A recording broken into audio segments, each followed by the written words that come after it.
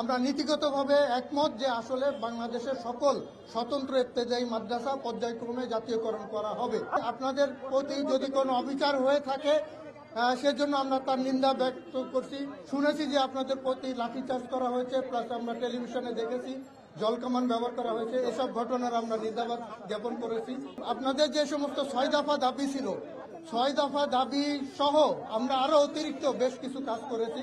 আপনাদের প্রথম দফাতে সকল প্রতিষ্ঠান জাতীয়করণের যে দাবি ছিল, আমরা সকলের সাথে, আপনাদের সাথে আপনারা যে বৈষম্যের কথা তুলে ধরেছেন, আমরা সকলে ঐক্যমত পোষণ করে আমরা নীতিগতভাবে একমত যে আসলে বাংলাদেশের সকল স্বতন্ত্র ইবতেদায়ী মাদ্রাসা পর্যায়ক্রমে জাতীয়করণ করা হবে।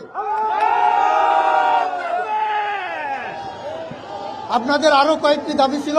একাডেমিক স্বীকৃতি বন্ধ আছে, সেটি আমরা এই জুন মাস 2025 সাল থেকেই চালুকরণ করা হবে।